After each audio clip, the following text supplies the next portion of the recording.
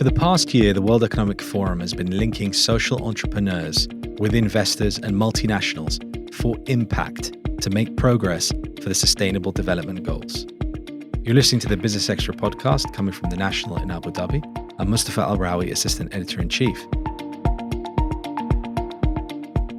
If you like this show, please do subscribe at Spotify, Apple Podcasts, or wherever you get your audio content.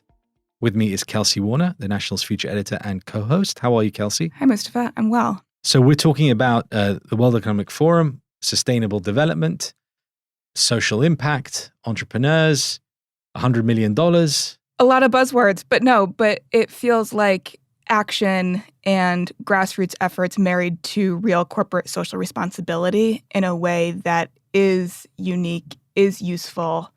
Again, the word action, it feels action-oriented. And so they're a year into this initiative. They've deployed $100 million, identified 150 solutions that really address or seek to address the 17 UN Sustainable Development Goals that the clock is ticking on, and we badly need investors to be backing social entrepreneurs right now.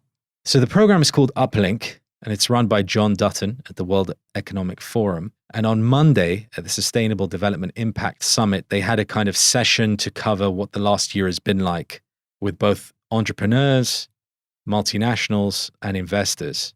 We talked to John to get some more detail on the impact that UpLink is having. Let's listen to that now. John, thanks for joining us today to talk about UpLink, World Economic Forum's program connecting social entrepreneurs, investors, multinationals. It's been a year since it launched, 2020, January in Davos at the annual meeting.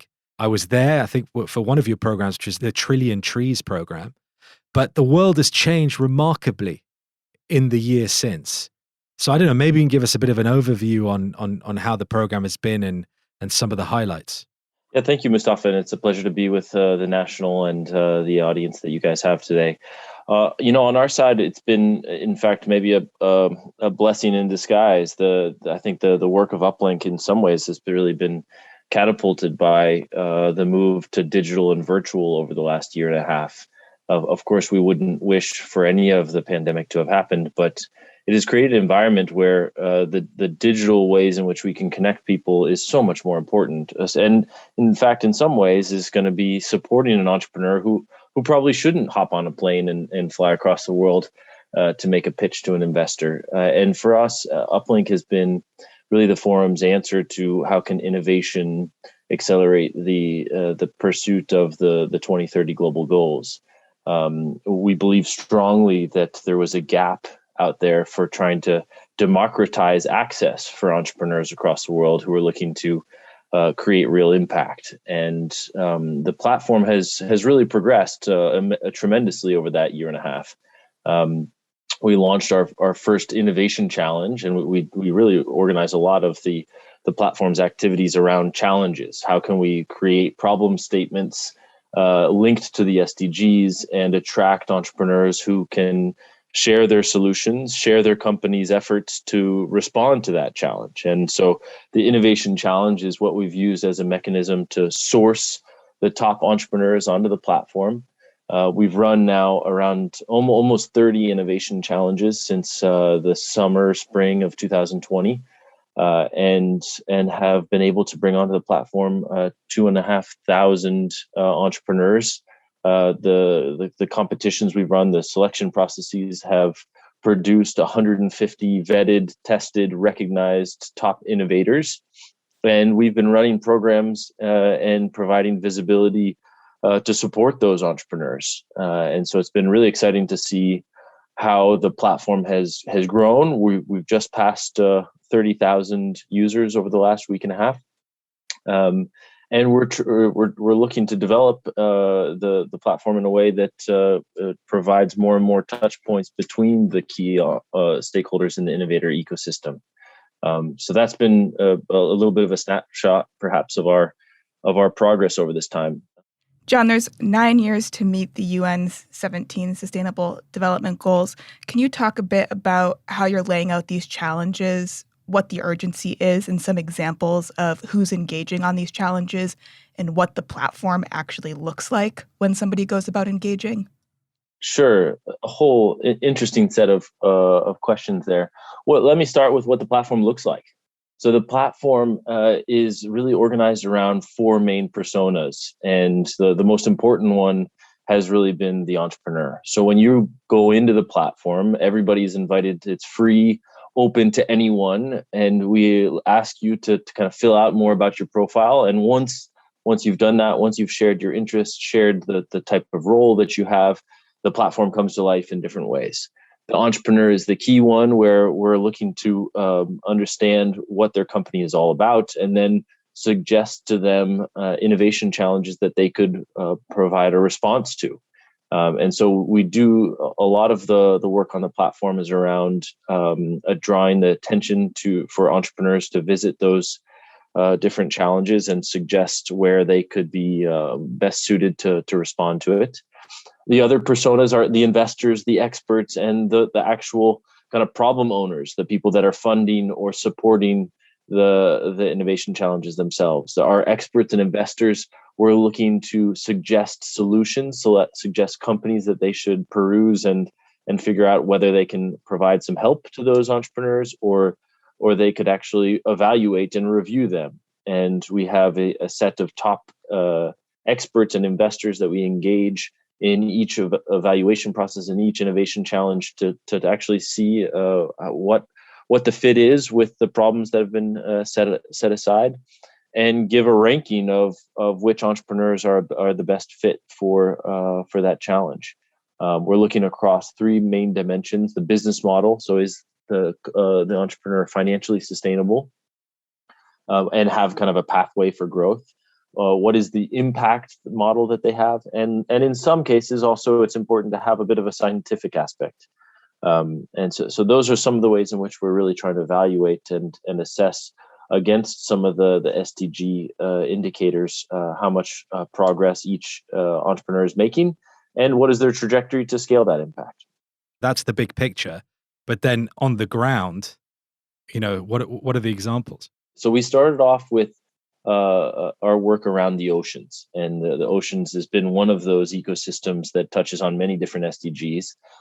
But in our case, we focused on running ocean solution sprints that have been looking at connecting innovators from the aquaculture space, from the kind of illegal fishing, from the areas in which ocean technology can create better tourist systems that are more sustainable. And we've run a series of them, and they're always run in collaboration with the Friends of Ocean Action, which is the World Economic Forum's initiative in that space. And so it gives you a sense that UpLink is really meant to be complementary to the world's biggest initiatives. It's been also done in collaboration with organizations like IUCN, WWF, but also the investor community, folks like Catapult Ocean, AquaSpark, Blue Ocean Partners, among many others, who have been kind of along with us to help us design what are the key questions to ask, then help us recruit and help us evaluate the entrepreneurs that come on board, and then help us run programming that can support the ecopreneurs once they've come on board with UpLink. And a few of those have really taken shape. In fact, we had at least 5 or 6 of the UpLink Ocean entrepreneurs who have been able to secure funding in the last year and a half, additional funding, I should say. And at least, I think, in 3 occasions, it came from investors that have been with us to design and kind of evaluate the set of entrepreneurs that have come on the platform. So it's really that creating of the ecosystem that is looking to bring together the right actors and help these entrepreneurs progress to the next level. Scale seems like a primary priority of UpLink in terms of, well, I'm actually wondering from you, what does scale mean for UpLink in terms of, is it investment? Is it growing job opportunities? Is it scaling a solution to a problem? It seems like UpLink is perhaps actually good at surfacing social entrepreneurs at a grassroots level, but scale for them might mean just, hiring one extra person. So what does actually change making in this scale sense look like? we're running innovation challenges across many different regions and across different sectors, and so it does vary a bit as you change the dynamic. But in general, what we're looking for, we think the sweet spot for UpLink and where the forum's infrastructure can really help is in that seed to scale phase. So those companies that are mostly for profit, but that have a real SDG focus to the business model that they have, that are looking to get from seed funding perhaps through to their Series A, maybe beyond. But that's really the sweet spot where we can help them through kind of what a lot of the folks in the innovation ecosystem, entrepreneur ecosystem talk about is kind of the valley of death, where a lot of entrepreneurs who have great solutions or great ideas have trouble getting to that next level. And that's where we want to help them. And I think really help them across three areas. One is around visibility. So if you are a Myanmar-based company like Recyclo, which was part of our first Ocean Solution Sprint, that doesn't typically get the visibility, the World Economic Forum and our media channels can help them tap into markets across Southeast Asia, but perhaps even beyond. The second is around access and access to the World Economic Forum's network of partners, investors, experts, perhaps even mentors. And then lastly, expertise. We run a series of workshops that can help those CEOs and co-founders to really bring their companies to the next level. I'm intrigued by the archetype you were describing earlier of the problem holders. I think they're so core to what's keeping us all up at night these days. How do you surface them? How do you get them to admit their problems? They're essentially now holding massive amounts of risk, so it's in their interest to solve whatever their problems are. But what do those risk holders look like today? How are you identifying them, and what are their big problems? I mean, I think the reality is that to solve the SDGs, the problem owners is probably a pretty wide definition that can catch many different actors of society, right? We tend to work with when there's an area that's identified, and particularly if we have either a key project at the forum or a funder that would like to provide a grant for us to identify entrepreneurs, we're then in a situation where we're bringing together those problem owners. So typically it is a cross section across for-profit companies. Sometimes if it has a geographic element to it, there's some either regional or national agencies that we involve, but then also civil society and of course in the best cases also some public sector actors. So when we ran a COVID challenge last summer, in the summer of 2020, that surfaced nearly 350 entrepreneurs, it was a real big opportunity for us to be able to engage with the WHO, with the Global Fund, with experts from Gavi, but then pull in some of the startup ecosystem, 500 startups, even some big companies. The Novartis was involved from a pharmaceutical perspective, and they together helped us craft what is the problem statement. What are the issues that are going to be tough for the big companies to solve when it looks at the response and resilience in the face of a pandemic? So really, for us, that problem owner is kind of at the core of what the forum does, is bringing people together. Well, I mean, I'll pick up on that last bit about what the forum does best, and it certainly convenes people from around the world. Has very much a global viewpoint, not just focused on a particular region. I was watching your anniversary session from the Sustainable Development Impact Summit, and I was asking myself, I said, do we really need the forum to make this happen?